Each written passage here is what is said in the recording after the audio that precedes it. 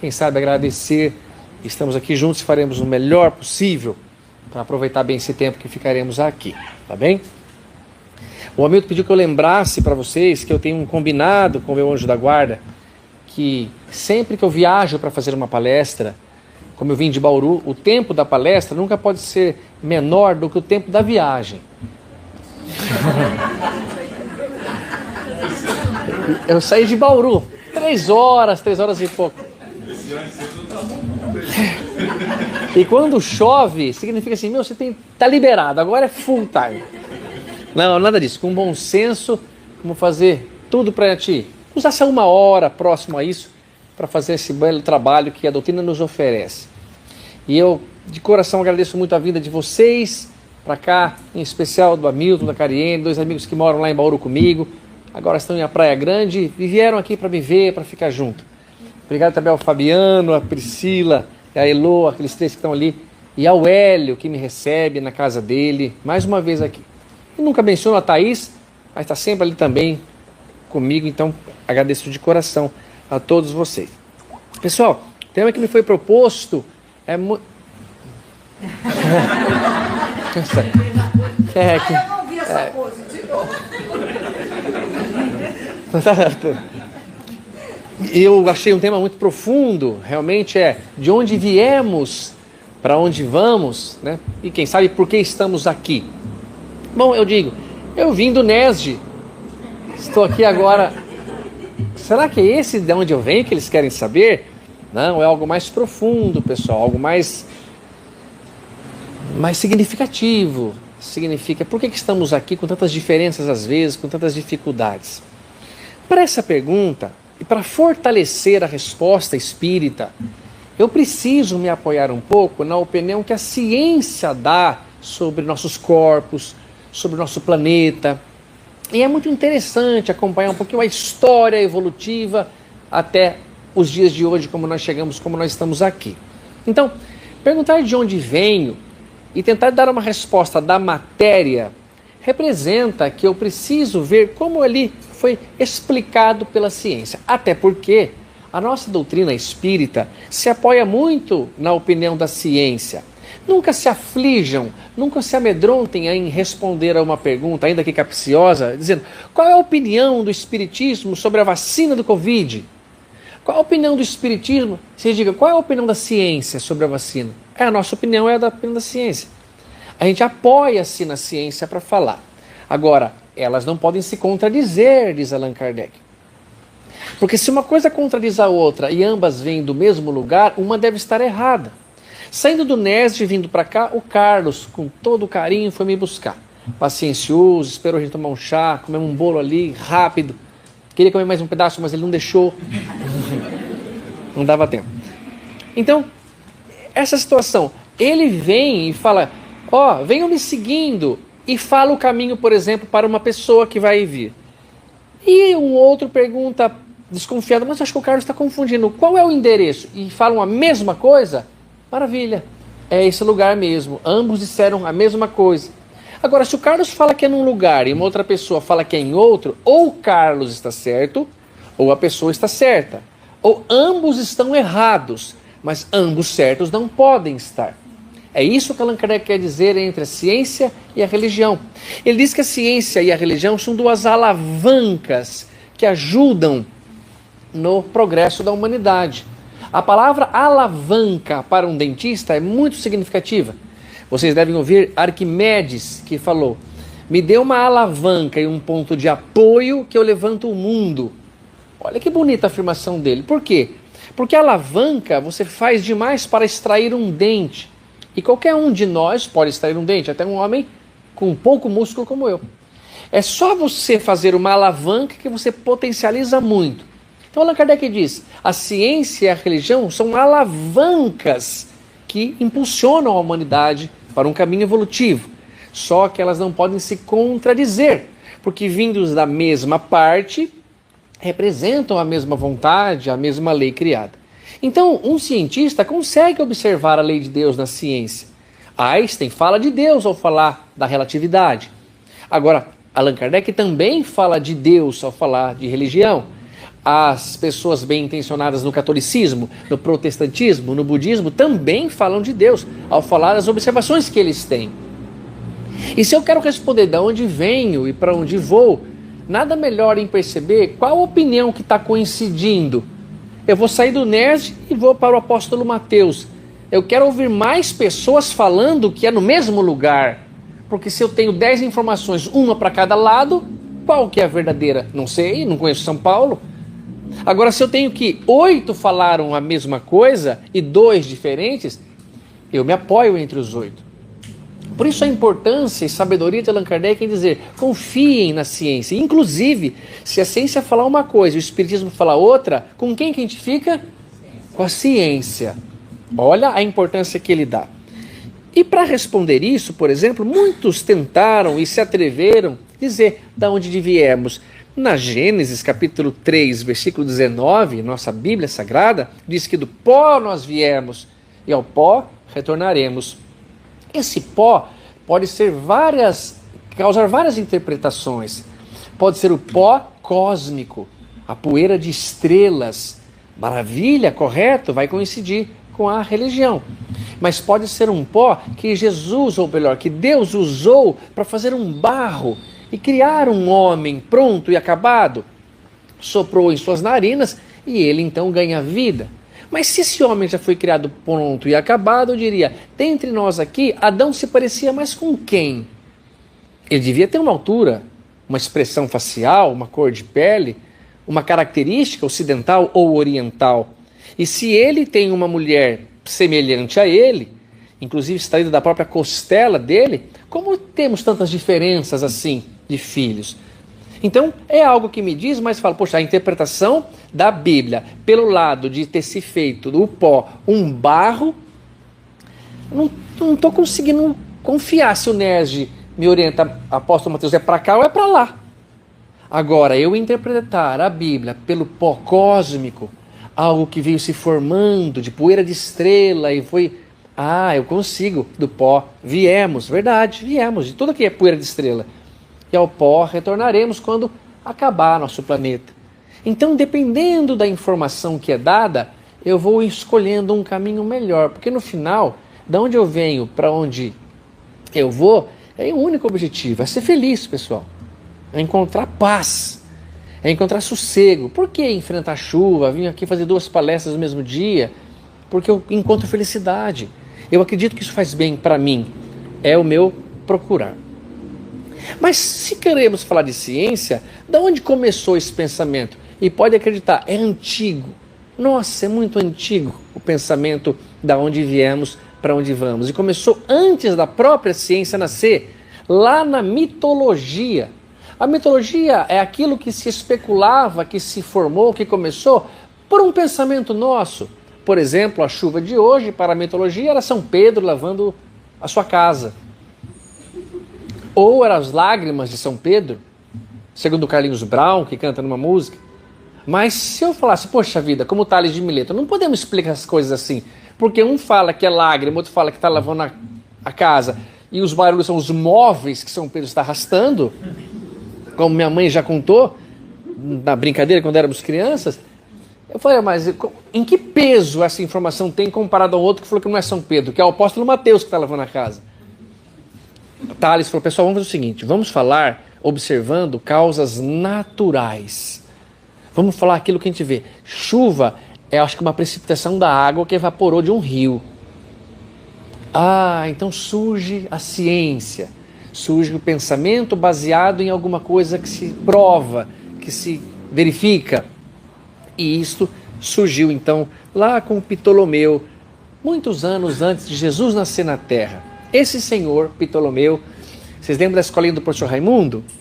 O Ptolomeu era homenagem a esse filósofo, que foi o primeiro a mencionar como que começou a existir vida, como começou a existir planetas e Sol. E ele imaginou que Deus abriu a sua caixa, como nós abrimos uma árvore de Natal, e foi montando cada bola no seu devido lugar.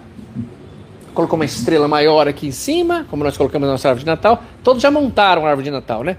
Uma bolinha menorzinha um pouco, uma bolinha maior. e de repente ela aperta um botão e a árvore começa a girar. Esse era o modelo astronômico de Ptolomeu. Terra no centro, 9 esferas circundando em órbitas perfeitamente circulares, do centro até a nona, e dali para trás era o inferno. Inferno sempre presente, né? O diabo nasceu cedo e não deixa a gente em paz, né? Mesmo não existindo, vive no nosso inconsciente, nos nossos medos, nos acusando espíritos e fazemos pacto com eles quando falamos nas reuniões mediúnicas, sendo que nós próprios afirmamos que ele não existe, mas deixemos ele para lá. Porém, Ptolomeu então descreve isso: uma esfera no centro, 9 outras orbitando, e como um bom orgulhoso, quem estava no centro? A Terra.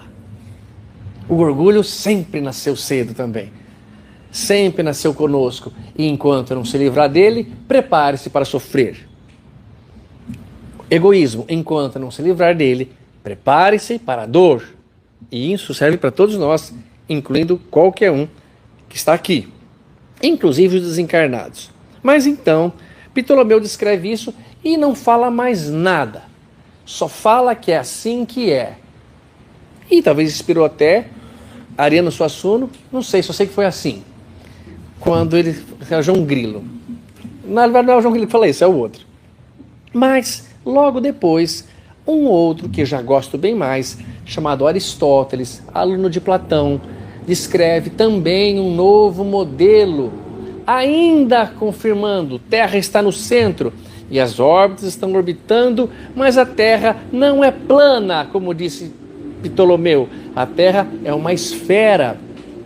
E ele observa isso, respeitando o pedido, a orientação de Tales de Mileto, que antecedeu a ele, dizendo: vamos observar as coisas e falar aquilo que podemos palpar.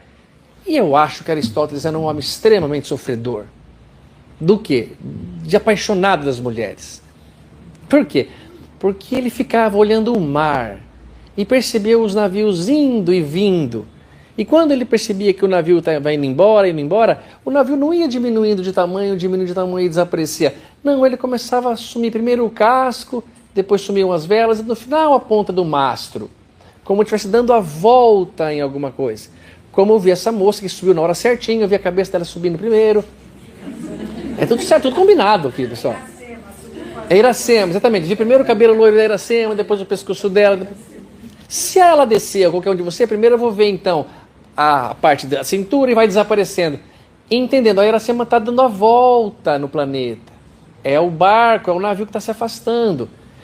E Aristóteles ficava lá, sofrendo pelas mulheres e olhando aquilo. E não só isso. Hoje em dia é fácil saber quando vai ter um eclipse. Eles anunciam tal dia, tal hora, tal momento, você pode preparar que vai ter. Mas quando você não sabe, quando que você vê um eclipse? Você tem que ficar olhando para a Lua. E no eclipse de Lua, ele observou que a sombra da Terra, quando era projetada na Lua, era sempre redonda. Sim, mas ela pode estar de chapa. E se eu pegar um disco de vinil, vocês sabem o que é disco de vinil ou não? Bom, quantos vocês têm, hein, meu? Disco de vinil é aquela coisa bolachona preta, que serve como CD também. Se eu pegar um disco de vinil e colocar uma luz bem perpendicular aqui, realmente ele fica redondo. Pode ser que Ptolomeu tenha razão, mas todas as vezes pega assim, um pouquinho que incline e já faz uma elipse. E ele nunca via elipse. Então ele começa a mudar o modelo da astronomia. E ele descreve então essas mudanças num livro chamado Sobre o Céu. Maravilhoso estudo de Aristóteles, dizendo: Terra no centro, órbitas elípticas, mas Terra redonda e tudo funcionando. Continua bastante espaço para o inferno. A Igreja Católica gostou muito dessa definição, porque sobrava muito espaço para o inferno. Isso está escrito no livro de Marcelo Gleiser. Eu não estou ironizando, dizendo que a Igreja Católica gostou disso. Ele disse que na época os padres aceitaram essa definição porque sobrava espaço para o inferno. É uma preocupação com o Satanás que vem de longe. Então, ele observa isso. Pessoal, ninguém fala nada em 1000 anos.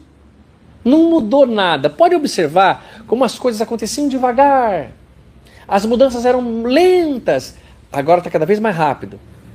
Agora, se acontecer uma coisa ali, daqui a pouco vocês estão recebendo aqui no WhatsApp.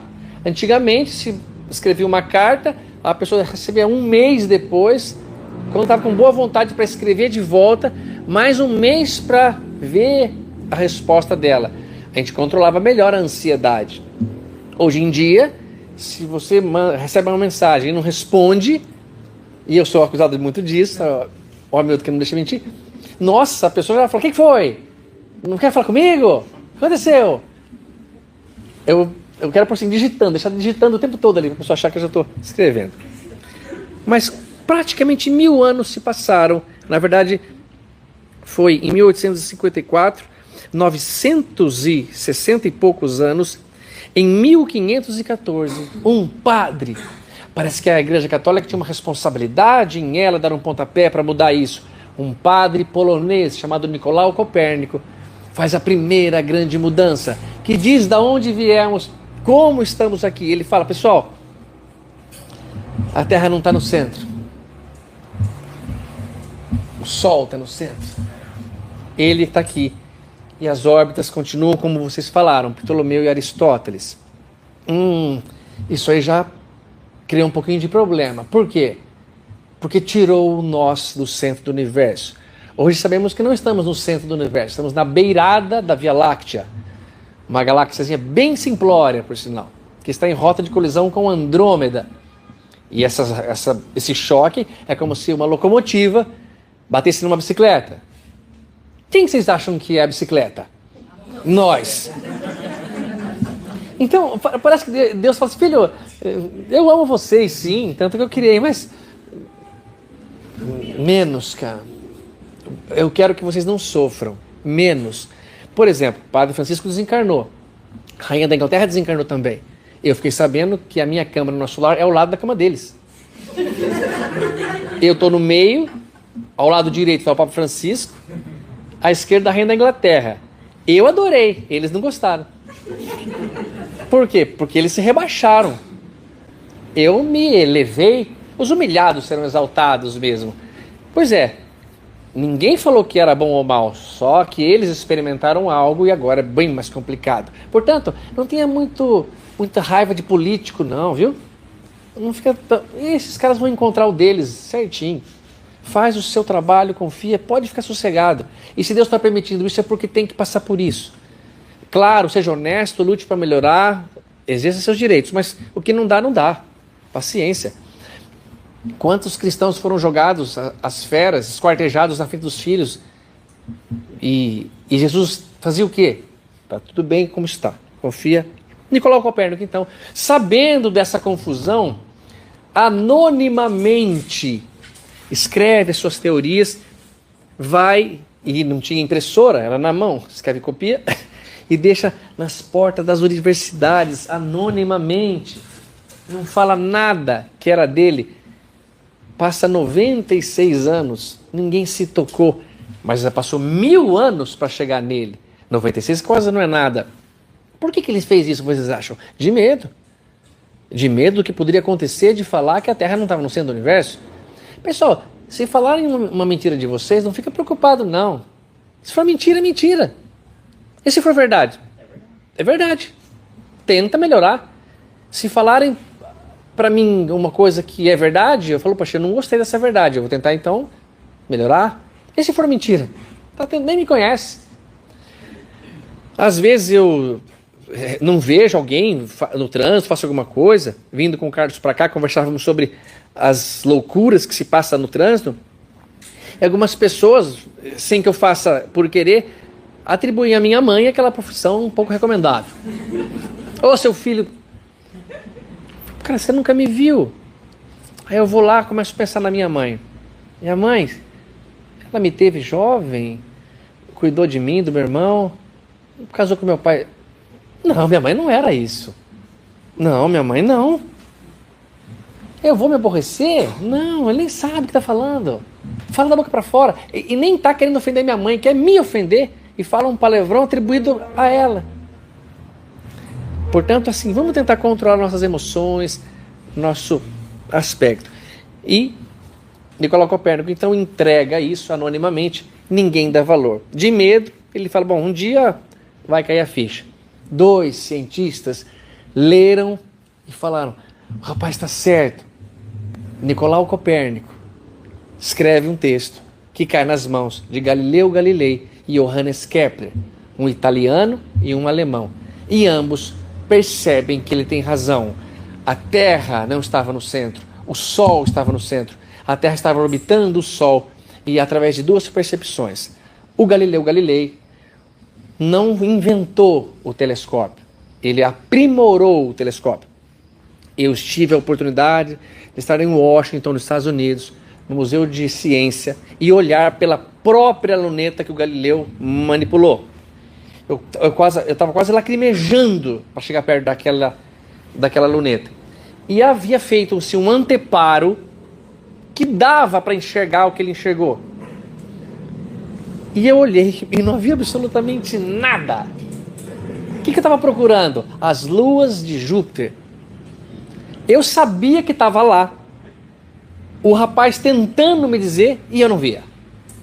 E o Galileu Galilei, sem saber que estava lá, procurando alguma coisa, vê e fala: há luas em Júpiter, nem tudo orbita a Terra. Nós não estamos tão importantes como acreditamos. Há outras coisas orbitando outras esferas. Então não é realmente verdade que estamos no centro. O Sol está no centro, pelo poder da gravidade dele. O Johannes Kepler percebe também que as órbitas não eram elípticas.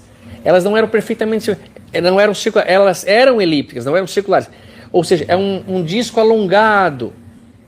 E fala que a força que fazia que aquilo orbitasse assim era a força elétrica. Ele errou. Não é a eletricidade que faz os planetas orbitarem, é a gravidade, que foi descoberta mais tarde. Mas foi o primeiro homem a entender que existiam leis que regiam aquilo. Regras que obedeciam a uma criação. E não uma árvore de Natal que foi colocada lá, apertada no botão, e só sei que foi assim. E então, esses dois já dão a cara ao tapa. Acreditam que não vai dar nada, mas como diz meu filho, deu ruim. Ambos são colocados nas barras de um tribunal.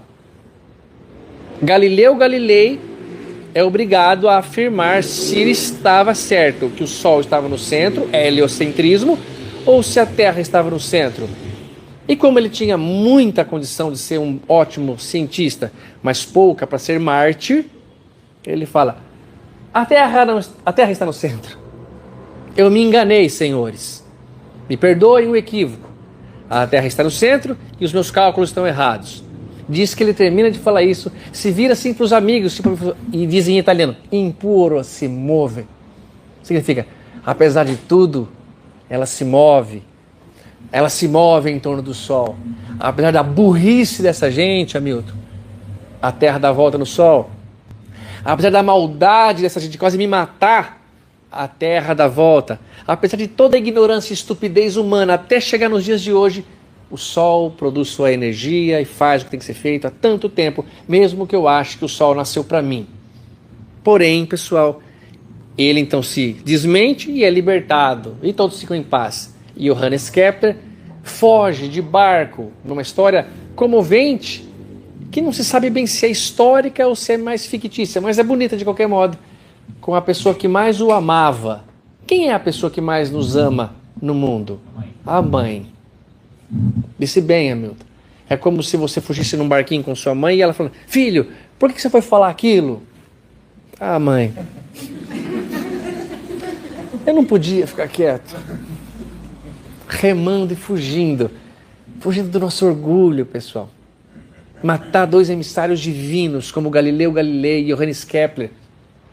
Seres que simplesmente tiram a gente da escuridão e põem na luz. Mostra o nível que nós estamos. Mostra de onde viemos, de um lugar tão atrasado ainda, tão podre, caminhando para um lugar maravilhoso. Há mistérios peregrinos nos mistérios dos destinos que nos mandam renascer. Da luz do Criador nascemos, múltiplas vidas vivemos, para a mesma luz volver. Fomos criados de coisas tão simplórias, mas para chegar a coisas muito maiores. Passa um pouco mais de tempo. Bonita essa história demais, meu Deus do céu. Menos do que a gente está imaginando. Em 1887, um Sir inglês escreve um livro chamado Princípio à Matemática, Isaac Newton, que fala, meninos, vocês estão certos, a Terra não está no centro, o Sol está, mas não são forças elétricas, é a força gravitacional que está fazendo a gente viver como vive. E ele explica muito bem. Se eu pegar e imaginar que isso aqui seja a superfície da Terra, redonda, faz de conta que ela começa a curvatura dela aqui, e jogar um projétil que vem até aqui, ele vai andar um pouquinho e cai aqui. Eu jogo um pouco mais forte, ele vai um pouco mais e cai lá. Mas se eu jogar com uma força tamanha para ela conseguir escapar da Terra, a Terra está aqui, ela vai ser lançada e ela vai cair aqui, ó. Entendeu? Como se eu jogasse uma pedra muito longe, com a minha mão ela cai na superfície da Terra ainda. Eu jogo mais forte, ela vai mais longe. Aí eu começo a usar equipamentos que lancem com tanta força que ela vai sair da superfície. E ela começa então a orbitar. A gravidade é uma coisa que está caindo na outra. Então ele fala, é a gravidade que está fazendo com que vivamos assim. Vocês estão percebendo a paciência que Deus tem com a gente? A paciência que ele tem de deixar a gente matar emissários divinos, demora quase 1000 anos para perceber que a gente não estava no centro, fazer todas as atrocidades que estamos fazendo. E ele então oferece um livro com todas as regras que para mandar um avião para a Lua, basta seguir as equações dele, que está certo. Uma das mentes mais iluminadas que já passou pela Terra, Isaac Newton. Um ser que queria fazer um estudo de um assunto, não tinha a matemática que existia, ele cria uma matemática. Hoje eu não consigo nem jogar na fórmula dele. O cara desenvolve uma parte da matemática para fazer o estudo. Ele então afirma isso pra gente. As forças gravitacionais. Passa um pouquinho mais de tempo, pessoal. Em 1920, o último personagem da parte científica tinha nas suas mãos o maior telescópio que já se produziu, muito mais poderoso que o de Galileu Galilei. Estava no Monte Wilson, nos Estados Unidos.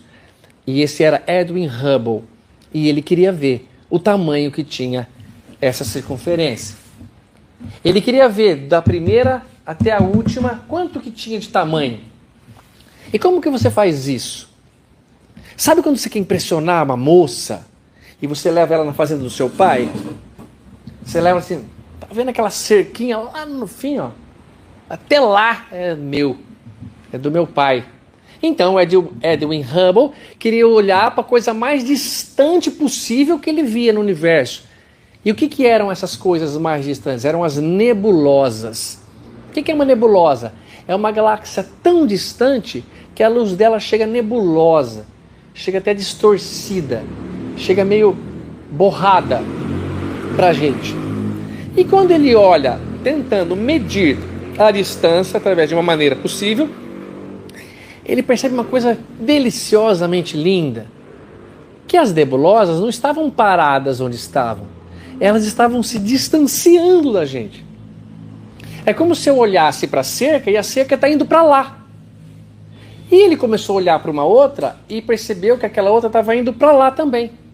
Aí ele olha para uma outra nebulosa e percebe que essa nebulosa está indo para lá. E ele começa a voltar, será que o Ptolomeu estava certo? E o Aristóteles, que a Terra está no centro e tudo está indo...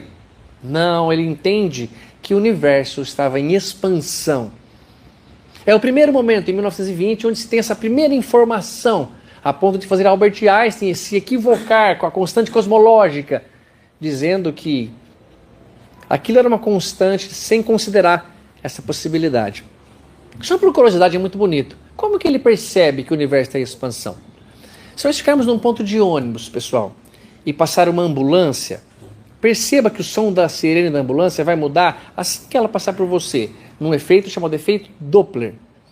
A ambulância vem de lá, supondo que seja...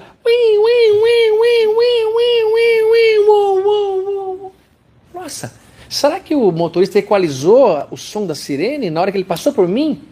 Não. Para mim mudou, para ele não mudou nada. Como pode o som alterar de uma percepção sem alterar para o outro? Tudo é onda, tudo é vibração. Quando você tem um lago parado e você joga uma pedra lá dentro, sabe aquelas ondas? Aquilo também é o som, é luz, é tudo aquilo. A ambulância, ela solta o som e caminhando para frente, ela comprime a onda.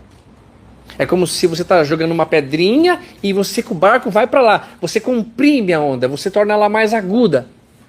O som da frequência de um equalizador torna-se mais agudo quando você aumenta a potência do treble e você espreme a onda, fica mais agudo.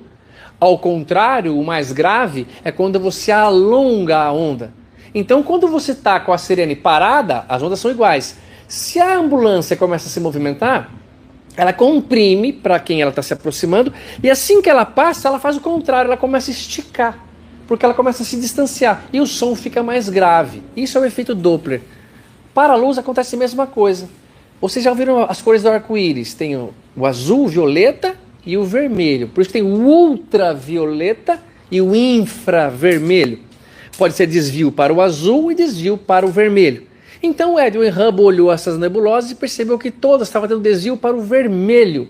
Ou seja, estava indo para lá. A ambulância já tinha passado. Ela estava se distanciando de nós. E ele nota o universo em expansão. Einstein, então, percebe e diz, poxa, pelas leis da física, se tudo está em expansão, e eu começar a voltar no tempo, e voltar no tempo, e voltar no tempo, quem vocês acham que acontece? Faz tudo chegar num único ponto, num átomo primordial, que chamamos de Big Bang. Começou a existência. Calculou-se 13,8 hoje bilhões de anos atrás, teve um pontapé inicial. Como se Deus pegasse um pouco de farinha cósmica, começou a vida.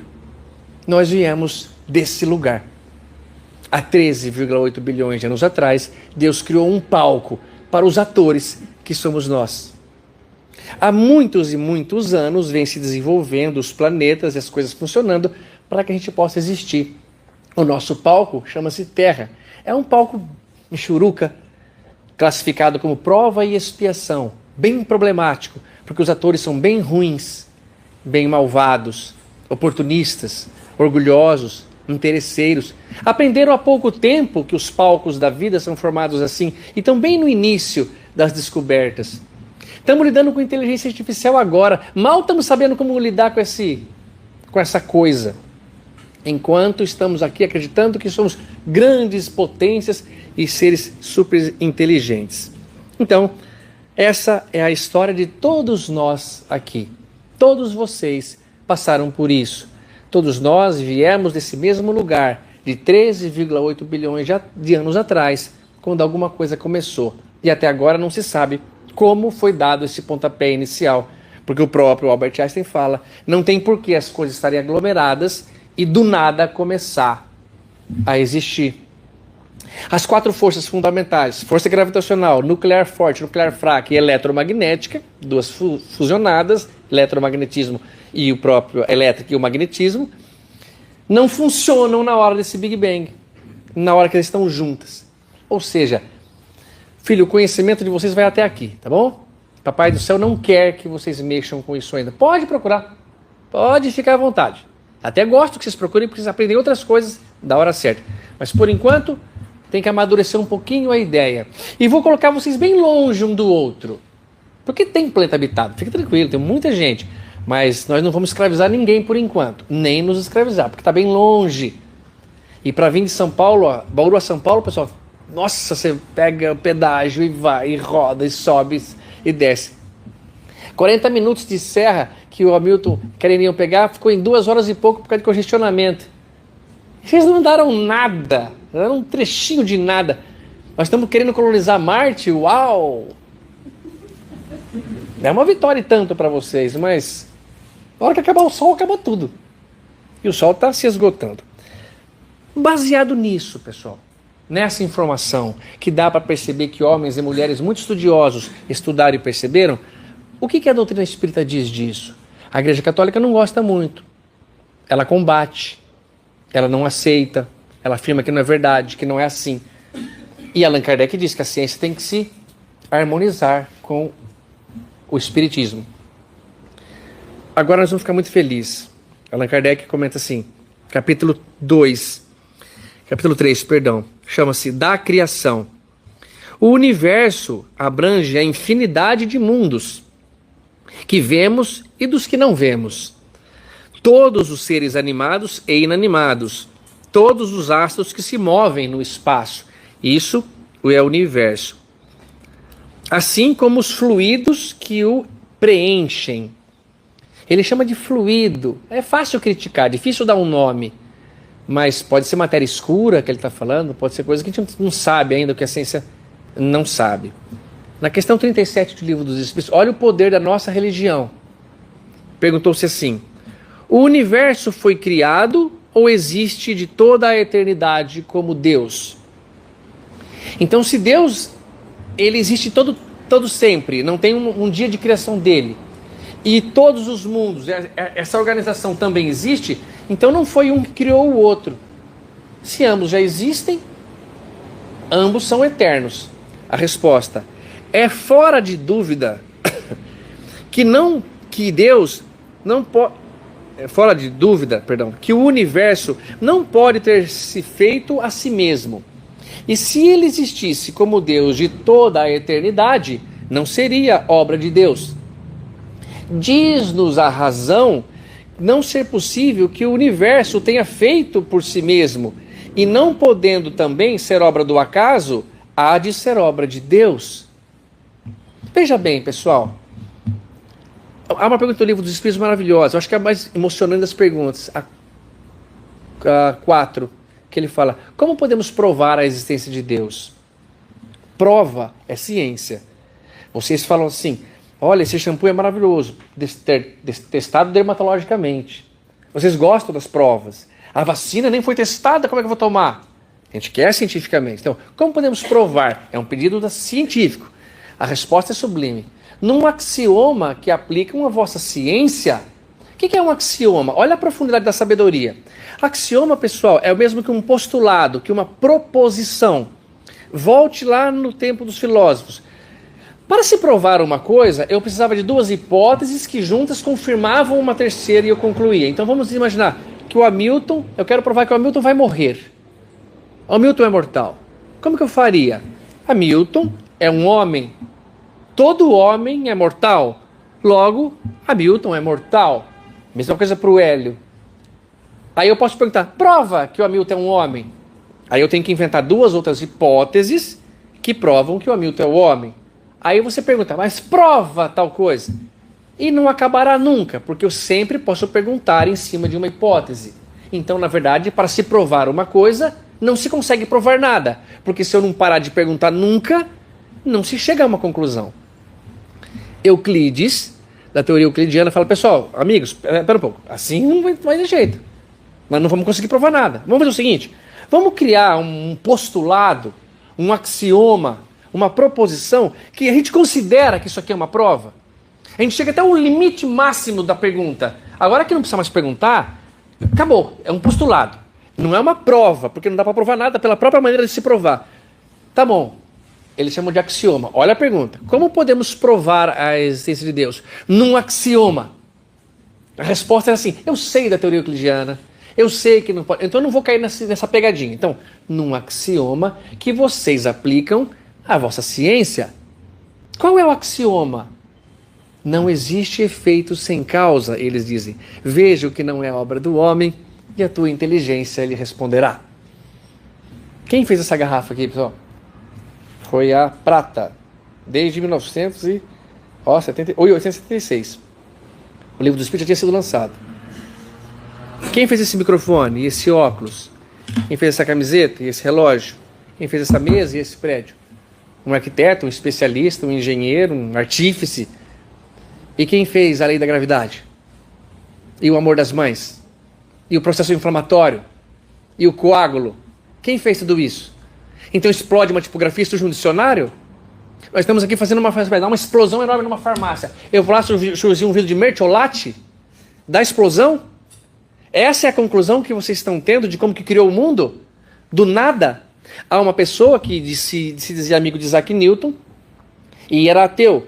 E o Isaac Newton então constrói um modelo atômico numa maquete, miniatura. Aí esse amigo chega lá e fala: nossa, que coisa mais linda! É um modelo modelo astronômico. Falou assim: quem fez? Ele falou, não sei, surgiu do nada. Não, mas muito cara, ele pega rápido, cara. Ele estraga. Não sei. Ah, como não sabe? Quem? Você mandou alguém fazer? Quem que montou? Olha que beleza. Dá pra rodar ele, né? Fala, quem que fez? Vou fazer um pra mim. Não sei quem fez, surgiu aí do nada. Ei, não quer falar? Fala. Quem fez? Ele falou, se você não acredita que a própria realidade cósmica se fez, por que você não acredita que isso aqui surgiu do nada? Eu falei, é verdade. Se você não explica como é que cria uma coisa, só pode ser obra de alguém. Porque a nossa ciência diz isso. Não vai pegar fogo aqui, pessoal, fica tranquilo. Não vai pegar fogo por quê? Porque não tem combustível, não tem calor. Só vai pegar fogo aqui se tiver um jeito. Só vai dar um curto-circuito se tiver corrente elétrica. Não há efeito sem causa, não tem perigo. Como então que eu vou acreditar que possa começar uma coisa vista, provada, analisada do nada? Se você diz foi o acaso que fez, mas o acaso não faz nada. Vamos imaginar que eu vou sortear ao acaso um número aqui, ou eu vou rolar uma bolinha numa roleta que vai parar ao acaso. Eu tenho que ter, para que isso aconteça, uma bolinha e uma roleta, porque sem a bolinha e a roleta nem o acaso existe. O acaso não consegue produzir-se. O acaso depende de uma criação, o acaso da minha criatura. Então falar que o acaso criou, é não saber o que está falando. Então eu posso falar, não sei como começou, é mais honesto. Uma força, é maravilha, é mais honesto. Mas dizer que começou do nada, como os próprios cientistas maiores que não sabem explicar essas leis, o universo foi criado em toda a eternidade ou existe um Deus? Ele respondeu essa. Como Deus criou o universo? Allan Kardec perguntou. A resposta, para se servir de uma expressão corrente, direi, pela sua vontade. Eu não sei, cara, como é que ele criou. Ele falou, ele quis criar, como é que eu vou saber? Eu não sei se ele tem um reservatório de matéria cósmica, no qual ele pega e faz assim, e começa um universo que é inclusive o nosso. Agora eu vou fazer um outro para cá. Ah, vou fazer mais um para cá. Ele pode fazer quando ele quiser. Eu não sei como é que ele fez. Para me servir de uma resposta boa, da vontade dele. Allan Kardec pergunta, como que ele fez? Ele responde, por que fez? Percebe que ele não dá uma resposta muito sensata. Porque ele não tem a mínima noção como é que ele fez, cara. Como é que eu vou saber? Então, ó, da vontade dele. Nada caracteriza melhor essa vontade onipotente do que as belas palavras da Gênese. Deus disse, faça-se a luz. E a luz foi feita. Por enquanto basta, pessoal. Porque eu não preciso que vocês saibam como é que começou, de onde vieram. Eu quero que vocês se amem uns aos outros. Eu quero que vocês se respeitem e saibam como vocês são pequenininhos perto da grandeza disso tudo, mas ao mesmo tempo filhos de Deus. Podemos conhecer, até agora está dando tudo certo, hein? Tá dando, a ciência e o espiritismo estão coerentes. Poderemos conhecer o modo de formação dos mundos? Se não foi como o Ptolomeu falou, que ele pega aqui numa árvore de Natal e vai montando, como é que formou o mundo? Lembra que o Hubble percebe a expansão, tudo vai se juntando, tem um Big Bang, que é o que nós hoje acreditamos como modelo atômico mais, o modelo astronômico mais perfeito, que começou de um jeito. Tudo o que se sabe a esse respeito e pode-se dizer e pode-se compreender é que os mundos se formaram pela condensação da matéria que foi disseminada no espaço anteriormente. Cara, olha que resposta certa! Olha que resposta correta! Como que começou? Tudo o que a gente sabe que pode falar é que a matéria foi aglomerando, aglutinando, foram resfriando, porque previamente ela foi disseminada no espaço. Ele estava falando o que o cientista falou. Claro, depois fiquei sabendo, é fácil. Quando mesmo que o Hubble falou do universo em expansão? 1920. Quando que essa resposta foi dada? 1857. Bem antes, o Espiritismo já estava falando dessa expansão, desse espalhar de matéria cósmica que vai se aglomerando. Vocês podem perceber, se vocês jogarem um monte de bolinha de isopor pequenininho, elas vão juntar por forças, elas vão se aglutinando. Assim foi feito a matéria até chegar no que nós somos hoje. De onde viemos, então? Parece que eles têm razão. Viemos dessa poeira, a Gênesis tem razão, começando da poeira cósmica, começando da poeira do pó que viemos, e ao pó voltaremos. Poderemos conhecer como começou a Terra a ser povoada? Tá, tudo bem, o palco estava lá. E a vida? No começo, tudo era o caos. Os elementos estavam em confusão. Pouco a pouco, cada coisa tomou o seu lugar. Apareceram então os seres vivos apropriados ao estado de cada globo. Ele fala que no começo era o caos. O que Allan Kardec tem como resposta do que era o caos? Nesse momento, o caos significava o contrário de regularidade. Você sabe o que é um pêndulo caótico? Se você pegar um pêndulo de relógio, ele vai para lá e para cá certinho. Ele tem regularidade. O pêndulo caótico, ele tem uma alça a mais, no qual ele... Não é que não tem uma ordem, não é que não tem uma lei, uma regra. Ele só não tem regularidade. É como se hora ele vem para cá, eu achei que ele fosse voltar para cá, ele foi para lá um pouco, mas ele volta para cá. E para a vida acontecer, precisa ter regularidade. Então ele pergunta, como que começou a vida na Terra? Ele fala, ó, antes era tudo caótico. Estava sem a temperatura estourada. De repente fazia frio demais. Agora que a coisa começou a resfriar, equilibrar, melhorar, a vida teve a chance de nascer. E em cada globo surgiu a vida propícia ao planeta. Eles estão respondendo corretamente. Dentro do que eu tenho como ciência, usando as palavras que eles tinham na época, a tradução que chega até hoje é coerente, é correto. Me chama bastante atenção. Presta bem atenção, pessoal. O que significa, no fim das contas, esse processo? Que começa pequenininho, bagunçado, caótico, vai se organizando, vai formando estrela, planeta e vai fazendo. É uma mudança, é uma melhoria, é um cenário ao qual se está construindo algo mais importante ainda, que somos os espíritos. Vê se vocês concordam comigo. Imagina que essa mesa aqui é uma reta, é uma régua evolutiva. Lá naquela ponta é o ser menos evoluído, aqui é o mais. E conforme eu vou colocando aqui, eu vou citando nomes de pessoas melhores e piores no quesito moral e conhecimento. Me ajudem nesse ponto. Nessa quininha aqui, ó, ponto máximo da evolução. Vocês sugerem alguém, o mais evoluído, o mais inteligente, o mais amoroso, o mais maravilhoso ser que já passou pela Terra? Jesus. Concordo. Se existe essa regra, eu vou colocar aqui. Jesus. Não vamos dar nome para aquele lá, naquela ponta extrema. Vamos colocar um homem sem virtudes. Tá bom? Um homem sem virtudes está ali. Malvado, se aquele diz sim, esse diz não.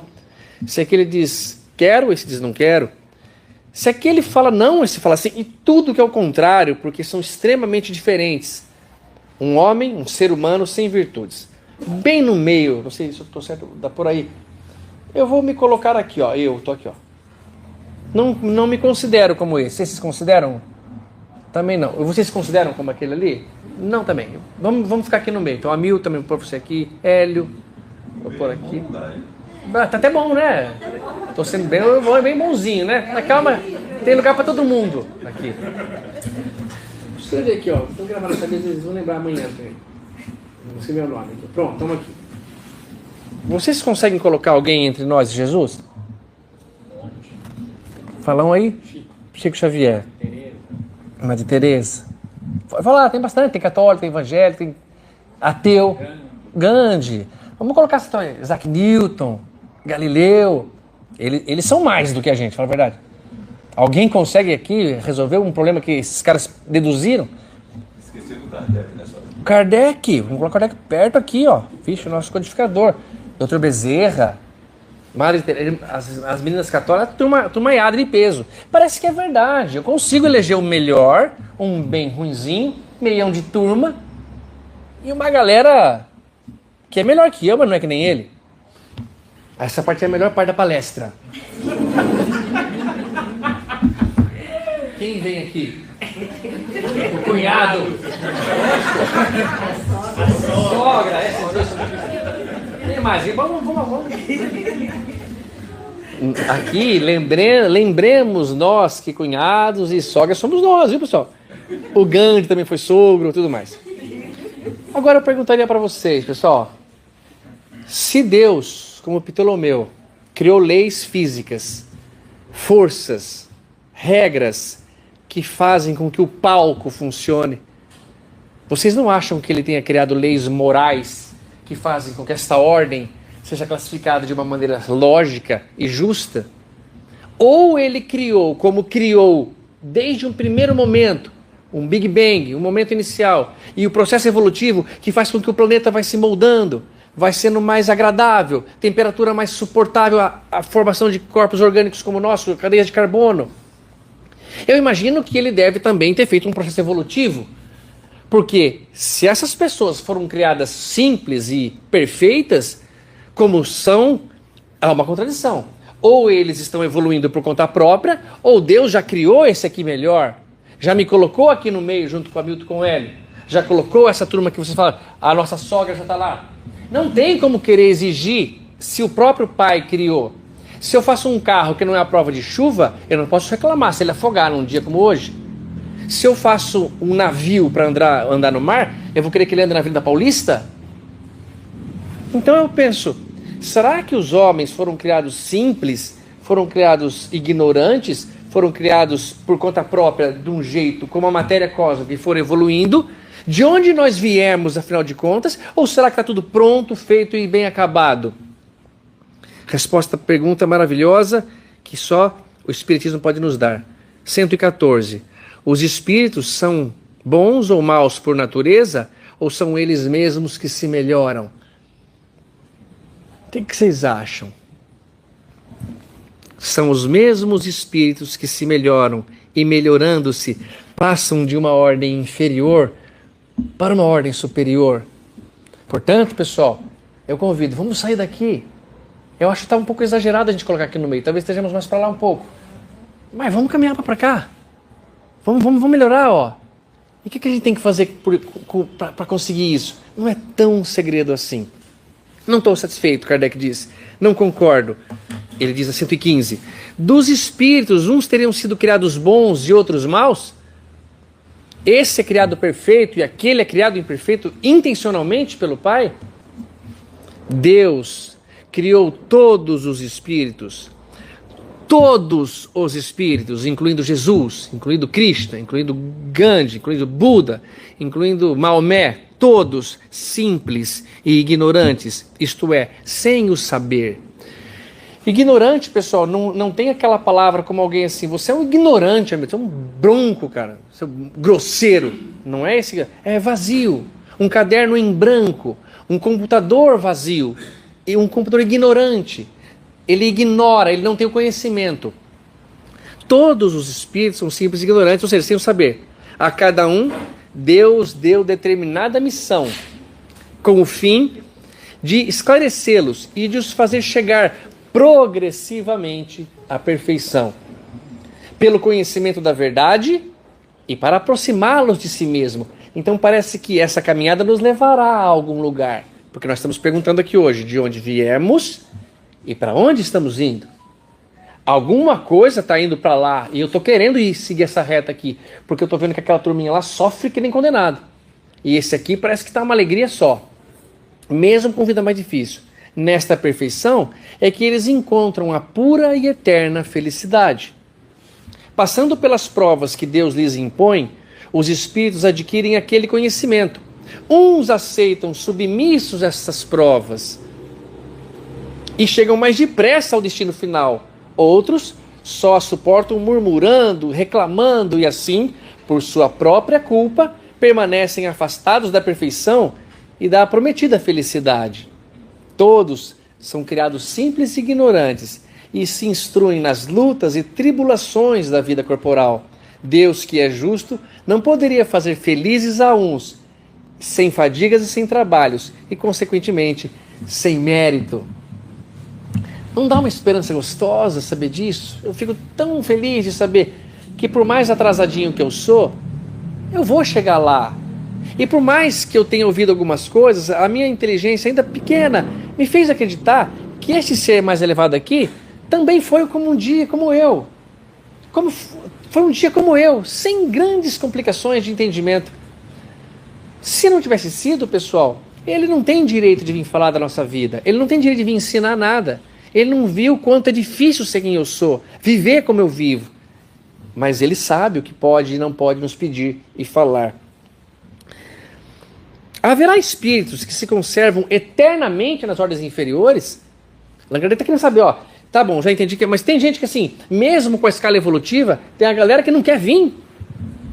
Não. Todos se tornarão perfeitos.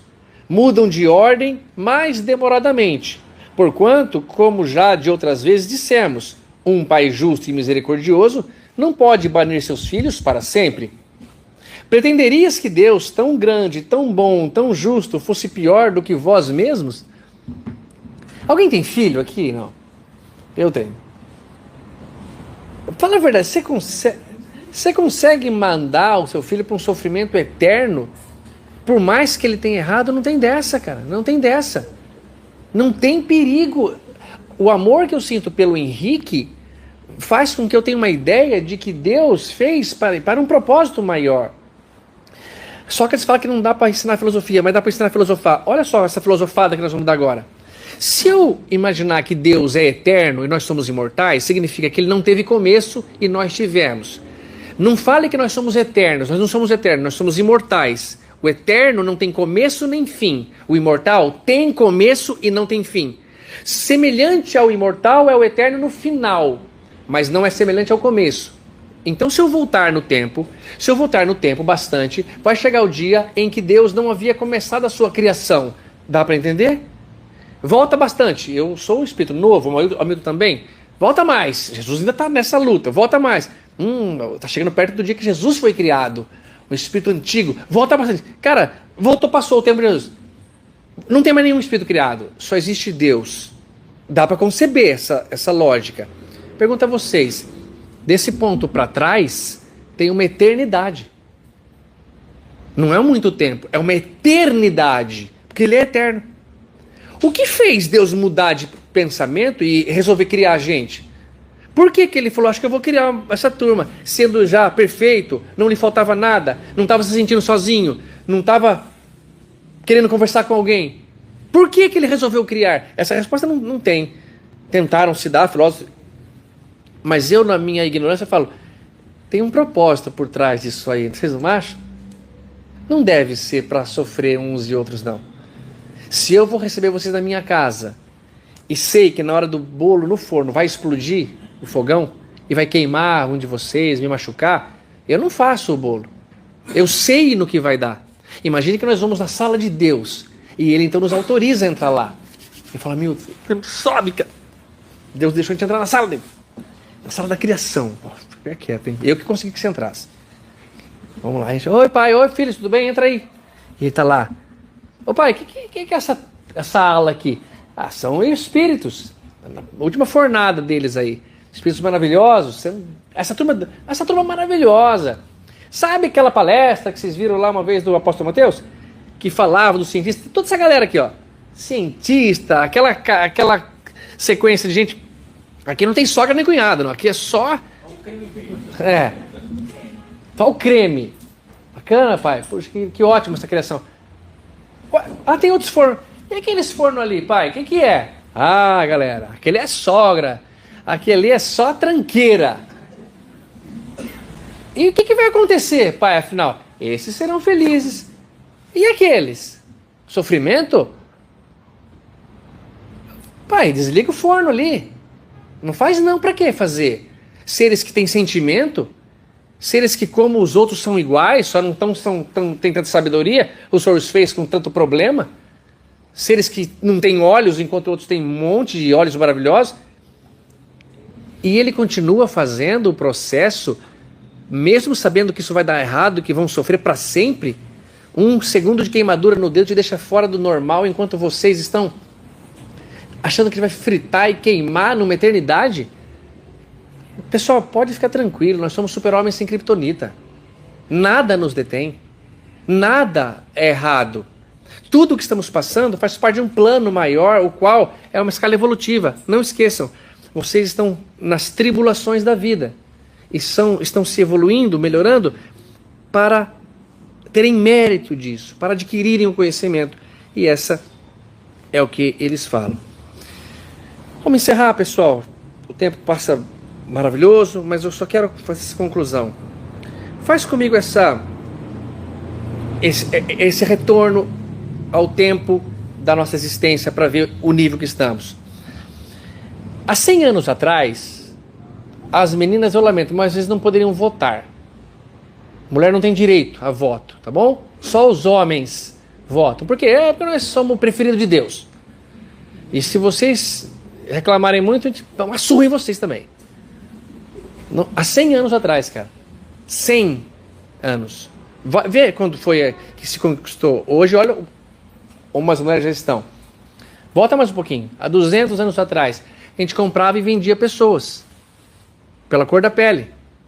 E se essa pessoa me desacatasse, eu amarrava ela em praça pública, de costas para mim, pegava um chicote, você sabe disso, né? E batia nela, cara, mas batia com vontade, até machucar muito a palma da minha mão. De tanto que o chicote roçou. E as costas dela? Não tem importância, porque ela não tem alma. Há 200 anos atrás a gente falava isso. Volta mais um pouquinho, vamos dar uns saltos maiores, para não demorar muito.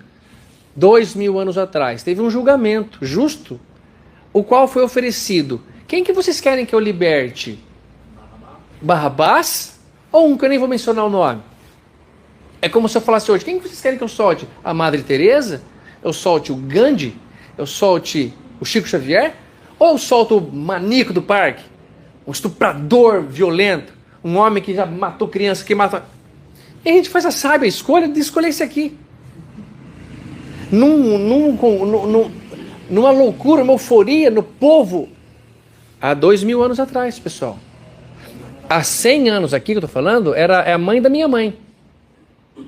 Há 200 é a avó da minha mãe. Que muitos de vocês têm histórias aí deles, escravizados, amarrados, amordaçados. Se eu voltar bastante, pessoal, voltar, sei lá, 1 milhão de anos atrás. Há 1 milhão de anos atrás, nós já tínhamos dominado o fogo. Ó, que legal, cara. Foi encontrado numa caverna na África, já restos de animais, fogueira, sinais que foi cozinhado. Conquista maravilhosa, cara. 1 milhão de anos a gente estava dominando o fogo. Volta bastante, vai, volta logo. Onde você quer chegar? Há 2 bilhões de anos atrás, a Terra tem bastante, a Terra tem 4,7, dá tempo, no nosso planeta. Há 2 bilhões de anos atrás, o homem não tinha nada multicelular sobre a Terra. Só tinha unicelular, paramécio, ameba, bactéria, protozoário. Nós estávamos nessa turma aí, pelo jeito. Princípios inteligentes que estavam se desenvolvendo nesses corpos. Então volta de uma vez, vai. Há 4,7 bilhões de anos atrás, enquanto o nosso planeta ainda se resfriava desse processo evolutivo chamado Big Bang, aquele que vocês colocaram aqui já era um Cristo.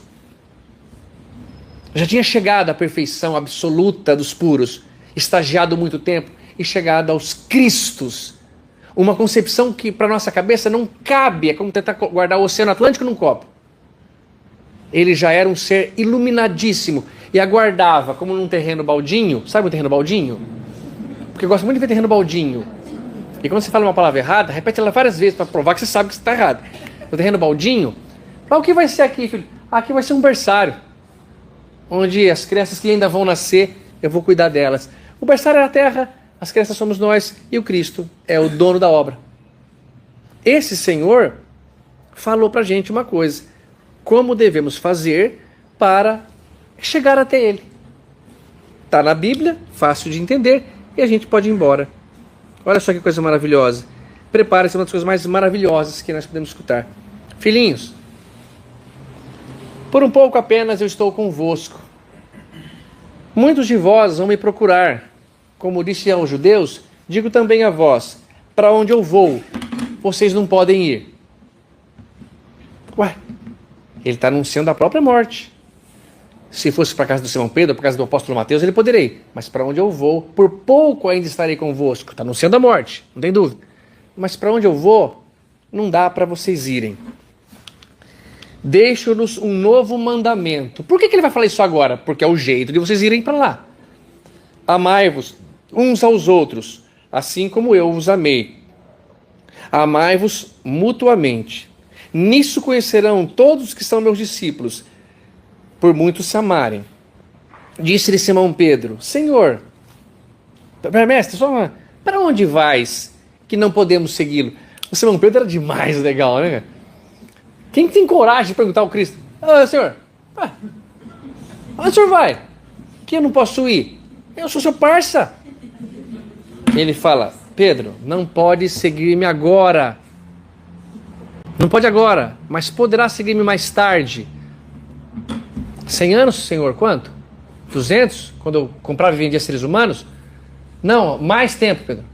Mais tempo do que isso. Quanto é esse depois? Não pode dar agora, mas mais tarde dá.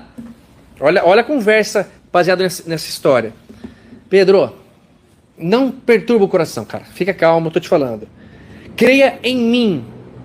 Creia também em Deus. Há muitas moradas na casa de meu pai. Não parece isso tudo aqui, cara? Não parece cada planeta apropriado ao povo que merece? Não parece que cada lugar tem um palco pronto para um cenário de atores como nós? Não parece... Moçada, tem um planeta inteiro pronto para esperar vocês. E o Chico já vai responder: se o homem destruir o planeta Terra, Deus arranja outro lugar para a gente morar. Fica tranquilo, nós não estamos no controle. Há muitas moradas na casa de meu pai. Se não fosse assim, eu já teria dito. Olha essa parte, pessoal. Sabe quando eu falo assim: vamos lá, tá tendo festa? Não tá. Vamos lá, tô te falando, tá tendo festa. Se não tivesse, eu não teria falando. Tô falando, tá tendo. Como se fosse: Pedro, se não fosse assim, eu não teria dito. Tô falando que é, meu. Vamos, tem muitas moradas na casa de meu pai. Cai a ficha, acorda. Onde eu vou, vocês não podem ir. Eu vou num Cristo, rapaz. Você não sabe nem o que é pureza. Eu não posso ir para lá. Vocês não podem, eu posso. E para onde vocês não podem ir. E ele fala assim, então, ó. Eu vou preparar-vos o lugar, Pedro. E enquanto eu for preparar-vos o lugar, voltarei e os receberei em mim mesmo, para que lá onde eu estiver, vós também estejais. Então ele deu mais uma dica: tem que preparar um lugar. Que lugar que é? Daqui a pouco eu vou dar minha opinião. Aí ele fala assim: e vós também, fala para os outros agora, sabe para onde eu vou. Tomé, nossa, eu amava os caras, cara. Se não fosse Tomé, eu estava frito. Senhor, eu não sei para onde o senhor vai. Como é que eu sei o caminho? É como se falasse: sai do NESG, vou apóstolo Mateus. Ah, tá, eu sei. Eu vou fazer para palestra onde? Ah, você sabe o caminho. Mas não sei onde você vai fazer palestra, como é que eu sei o caminho? Lógico, Tomé falou a verdade. Eu não sei para onde o senhor vai. O senhor falou que não pode ir. Ele fala: Tomé, a frase mais é: eu sou o caminho, a verdade e a vida. O que ele quer dizer, pessoal? Não é um caminho, vira à esquerda, vira para cá, GPS. É um comportamento. Eu sou o caminho. Eu sou a demonstração. Eu sou o que tem que ser feito. Olha como tem a ver essa história, porque a conversa continua. Ninguém vai ao Pai se não for desse jeito, se não for por mim. E se vós tivesse conhecido-me, conhecerias também a meu Pai. Desde que agora o conheces, o tendes visto. Felipe agora, o apóstolo preferido de Leonardo da Vinci. Senhor, mostra-nos o Pai, isso nos bastará. Eu adoro essa resposta, é isso aí mesmo. Mostra-nos o Pai, isso nos bastará. Há tanto tempo que eu estou contigo, Felipe, ainda não me conhece? Nossa, que resposta forte, cara. Eu falo: Senhor, mostra. Eu estou com você há tanto tempo, você não conhece o Pai, cara? O Pai está em mim, Felipe. Alguma coisa te falta para compreender? Olha isso. Disse: há tanto tempo que eu estou contigo, Felipe, e não me conhece? Quem me vê, vê a meu Pai. Como dizes, pois, mostra-me o Pai? Não crês que eu estou no Pai e o Pai está em mim? As palavras que eu te digo, não os digo de mim mesmo, mas por meu Pai, que permanece em mim e faz as suas obras. Concluído, ele fala: eu vou embora, não dá para ir agora, tem um processo longo de caminhada, tem uma velocidade que pode ser aumentada se reclamar menos e mais bonzinho e aceitar melhor, a chegar lá. E eu vou embora e dou um mandamento para vocês: amai-vos uns aos outros como eu vos amei. Essa é a notícia. Para quê? Para chegar melhor lá. Todos vão chegar, ninguém vai ser deixado de fora. Todos nós conseguiremos chegar um dia. Essa é a informação. De onde viemos? de poeira de estrelas, do lugar mais simplório, primitivo, coincide com as leis da física, coincide com as leis morais. Quais? Vocês foram criados simples e ignorantes e já chegaram muito longe. Não sei se é tão injusto colocar a gente aqui, porque se você pensa que Deus criou a vida, quando ele se concentra e sai um espíritozinho com um braço, não, isso aí já está muito evoluído. Você foi criado de uma maneira tão simples, tão pequena, e chegou a condições já muito elevadas. E daqui para frente vai começar a acelerar esse processo de evolução, como acelerou as descobertas de Nicolau Copérnico para Galileu Galilei, como foi intensificando, como hoje as descobertas são cada vez mais rápidas, a nossa evolução também. E ele próprio nos convida: vinde a mim, todos vós, que eu preparo um lugar para vocês, e quando tiver pronto esse lugar, eu os tomarei para mim mesmo. Alguém tem um palpite? Onde é esse lugar? O que é esse lugar? Eu imagino, eu vou lá preparar o lugar. O que será? Na esfera dos puros? O que está faltando? Está faltando grama? Rede? Harpa? Fruta? Pomar? O que será que é? Não, pessoal, lá está pronto. Lá está pronto de velho. O lugar sou eu. É meu coração. É meu entendimento. Vou preparar-vos o lugar. O livro dos Espíritos respondeu. As tribulações da vida, as dificuldades, os propósitos vão lapidando vocês, o lugar vai sendo preparado. E quando tiver pronto o lugar, não se preocupa, Pedro, porque eu mesmo venho te buscar. Vambora, filho. A casa é nossa. Por enquanto, não dá. Por enquanto, não pode. Se eu pegar os dois seres humanos, os mais diferentes desse salão, um homem e uma mulher, um branco, um negro, um preto, um afrodescendente, um indígena. Se eu pegar aqui um cientista, um não alfabetizado, um homossexual, um heterossexual, um astronauta, um mergulhador, um estrangeiro, um brasileiro, um rico, um pobre, um gordo, um magro, um espírita, um ateu. Quer alguém mais da diferença? Um corintiano, um palmeirense. Todas as diferenças que os seres humanos têm entre si, há uma coisa em comum a eles, a todos nós: a vontade de ser feliz. Ninguém faz o que faz querendo ser triste. Ninguém fuma maconha porque acha que vai ser infeliz. Ninguém comete um assassinato, ninguém trai a mulher, ninguém se mata buscando infelicidade. O homem tira a própria vida porque ele não encontra mais um jeito de tirar a dor, a angústia que está nele. Ele acha que não vai mais embora, então não tem sentido para ele. Mas a felicidade verdadeira é fazer essa caminhada aqui, ó. É chegar num processo melhor, mais rápido, a cada dia, a cada momento, a cada existência. Eu vou concluir dizendo um pensamento que eu acho que todos nós, quando nascemos, fizemos essa prece antes de nascer. Todos nós pedimos a Deus essa oportunidade antes de encarnar, essa melhoria, essa marca, essa mudança em mim mesmo, para que quando eu estiver pronto, Jesus venha me buscar. Diz assim: Senhor, quando me deres o privilégio do renascimento no berçário do mundo, entre as necessidades que apresento e aquelas que eu não vejo, eis, Senhor, o desejo em que dia por dia me aprofundo. Deixa-me renascer em qualquer parte. Entretanto, que eu possa buscar-te, onde constantemente continuas, trabalhando e servindo em todas as estradas, para que um dia eu também tenha as minhas mãos marcadas, como trazes as tuas. Quanta ilusão em que eu me debatia, crendo que o desespero fosse prece, a rogar-te segurança e alegria sem que eu nada fizesse. Imitava na terra o lavrador, a temer pedra e lama, vento e bruma, aguardando milagres de colheita sem plantar coisa alguma. Entretanto, Senhor, agora sei que o trabalho é um divino compromisso, estímulos dos céus, guiando-nos os passos, e que por atender a semelhante lei puseste ambas as mãos em nossos braços, por estrelas de amor e de serviço. Assim, quando efetues as esperanças em que me agasalho, e eu estiver entre os homens, os meus irmãos, que eu me esqueça em trabalho e me lembre das mãos. Não des tempo para lastimar-me, que eu busque tão somente a luz que me acenas. No desejo de seguir-te, quero trabalho apenas. Dá que eu esteja contigo onde estiveres, uma réstia de paz. Que eu seja alguém sem destaque e sem nome, que se ouvide no bem. E se um dia uma cruz de provas e de agravos vier reclamar minha tarefa e o coração, não me largues ao susto a que me enleie. Ajude-me a estender as próprias mãos aos cravos da incompreensão que me rodeie, entre bênçãos de fé e preces de perdão. Mas não consintas, mestre, que eu retorne ao tempo morto, da ilusão convertida em desconforto. Dá-me os calos da paz nas tarefas do bem, a servir e servir, sem perguntar a quem.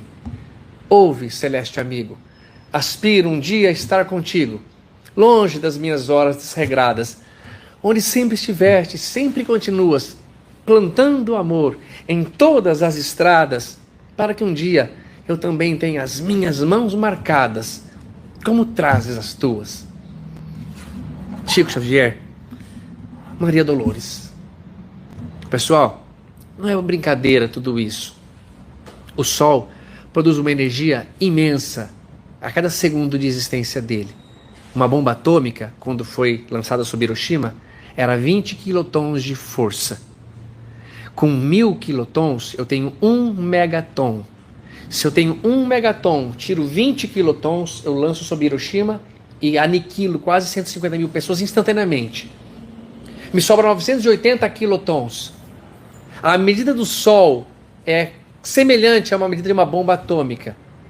Então, 1 megaton eu produzo com 20 quilos dela, me sobra 980, é uma bomba atômica. Vocês sabem quanto que o Sol produz? O Sol produz 40 trilhões de megatons por ano? Por segundo. 40 trilhões de quilos, não. 40 trilhões de megatons por segundo. Do começo da palestra, enquanto ele ainda dava algum sinalzinho, ele está queimando tanta energia para acender mais uma vez esse palco chamado Terra, para que eu tente acertar um pouco mais dessa vez. Vocês estão encarnados, a minoria no salão, tenta aproveitar para voltar para casa e encontrar lá os mesmos problemas, mas encará-los de uma maneira melhor. Vocês vão embora daqui a pouco. Quem está com vontade está no finzinho. Mas ao chegar lá, a dor da mamãe, a angústia do pai ainda estará lá. Vai ter o dia que vocês vão voltar para casa e não vai ter mais problemas, mas esse dia não é hoje. Esse dia se preparem, porque tem muita tribulação pela frente. Mas a tribulação os ensinará a chegar nesse lugar onde um homem, uma mulher, um branco, um preto, um homossexual, um heterossexual querem chegar a essa felicidade. Daqui, nesse salão, 50 anos, está todo mundo no mundo espiritual. Daqui 120 anos, toda a Terra, a humanidade inteira, foi trocada por outras pessoas. O palco é nosso nesse momento. A Terra brilha por nós. Então façamos o melhor que a gente puder para voltar para casa melhores. Que eu possa voltar nessa casa mais vezes e trazer uma palestra melhor, porque eu me tornei uma pessoa melhor. E encontre vocês melhores nessa longa camada evolutiva chamada felicidade. Que Jesus nos abençoe, meus amados. Muito obrigado.